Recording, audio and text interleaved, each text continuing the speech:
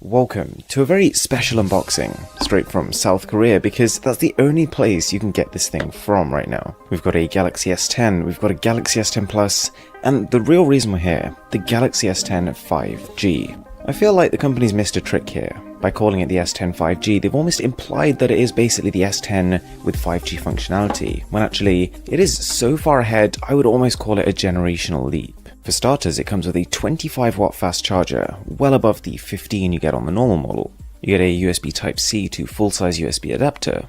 You've got a pretty standard USB-C cable, but what is cool is they bundled in a pretty high-end pair of AKG earphones. There's also a bit of a hidden compartment in the top of the box. If you turn the lid around and take this little box out, you've got a SIM ejector tool on one side, and then if you open it up, you've got instruction manuals and then a clear plastic case. And take a listen to this.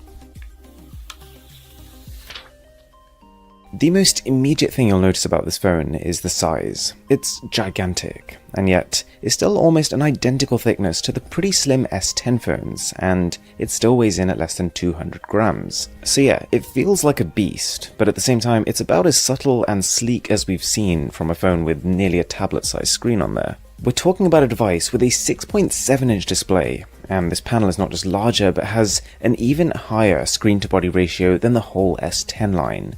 89.4 versus 88.9 on the S10 Plus.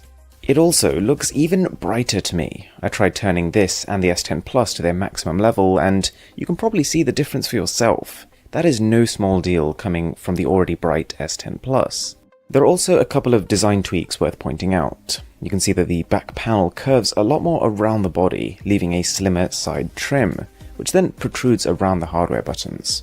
That nightmare power button, a real problem on the S10 Plus, is somehow more reachable on this larger phone. They've brought it further down the body, it just makes a lot more sense here. And the royal gold color option you see here is exclusive to the S10 5G, although personal preference, I would stick to prism white. What's also cool is that they've used this extra space inside the phone to boost the battery capacity, even more than they already have. You might remember that the S10 Plus already has a souped-up 4100 mAh cell. Well, this new device comes with 4500. Only time will tell how much longer this will last though, with its large display and the fact that the 5G modem itself might consume more power than just having a 4G one. The cameras are really exciting though. Take one look at the back and you can see that Samsung weren't playing around. You're looking at their most powerful, most capable smartphone camera system ever. You've got a 12-megapixel wide-angle camera, 12-megapixel telephoto, and a 16-megapixel ultra-wide. And on top of all this, a time-of-flight camera. The importance of this is that it gives the phone real-time information on the depth of objects. This unlocks the ability to use portrait mode using two different magnifications versus just one on the S10. And it lets you take live focus video. We saw this feature in the recent Galaxy A80, but it works even better here due to the higher quality camera sensor.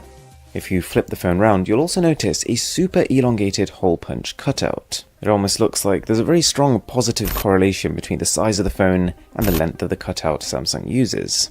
It's not just for show. Samsung has replaced the secondary depth sensor on the S10 Plus with yet another time-of-flight camera, which means you get live focus video on the front camera too. Plus, next-level face tracking for AR emojis. It doesn't change the fact that I'm still probably not going to use it, but if it is a feature you like, there is no better place to experience it. I also tested the speaker quality versus the S10 Plus and the S10. In 2019, and in anticipation of that, OnePlus has sent over this. And in anticipation of that, OnePlus has sent over this. And in anticipation of that, OnePlus has sent over this. There isn't any major discrepancy, but it does seem a tiny bit louder, so that's always a positive.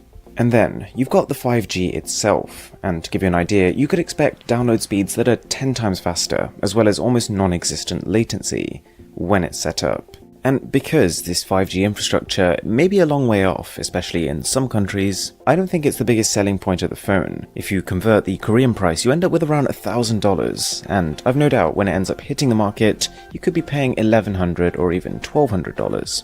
But here's the thing, even putting 5G aside, for that extra money, compared to the S10 Plus, which is already considered by many to be the best phone of 2019, you're getting so much more. You're getting an even larger battery, you're getting even faster charging speeds, you're getting a bigger, better display, not to mention a multitude of design improvements and a better rear and front camera. This is a serious phone, and within about 40 minutes of me opening it up, I'd already set it up as my primary device with my SIM card in it. Thanks for watching guys, and I'll catch you in the next one.